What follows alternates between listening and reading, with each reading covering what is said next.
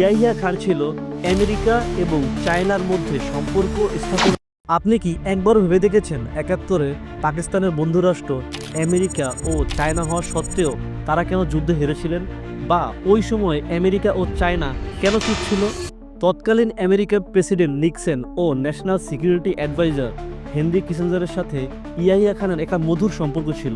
কিন্তু কেন? এর পিছনে রহস্য কী ছিল? কারণ ইয়াহিয়া খান ছিল আমেরিকা এবং চায়নার মধ্যে সম্পর্ক স্থাপনের একজন সিক্রেট মিডিয়েটর। পাকিস্তানের মাধ্যমে আমেরিকার একজন এজেন্ট ১৯৭১ সালে প্রথমবারের মতো বেইজিংয়ে যায় এবং তাদের মধ্যে একটি সিক্রেট মিটিং হয়। অন্যদিকে চায়না পাকিস্তানের মিত্র হওয়া সত্ত্বেও তারা ভারতের বিরুদ্ধে সরাসরি যুদ্ধে জড়াতে চায়নি। এর পিছনেও রয়েছে আরও একটি কারণ। চায়না কখনোই চায়নি তারা সোভিয়েত ইউনিয়নের এগেইনস্টে যাক, কিন্তু তখন ভারত একটি খুবই স্মার্ট মুভ নেয়, তারা সোভিয়েত ইউনিয়নের সাথে একটি সামরিক চুক্তি করে নেয়। সবগুলো বিষয় পর্যালোচনা করলে আমরা এই জিনিসটা উপলব্ধি করতে পারি যে আসলেই কি যুদ্ধটি দুটি দেশের ছিল, নাকি ঠান্ডা মাথার একটি কূটনীতিক চাল যেখানে মানবতার চেয়ে গ্লোবাল স্ট্র্যাটেজিটা খুব বড় ছিল।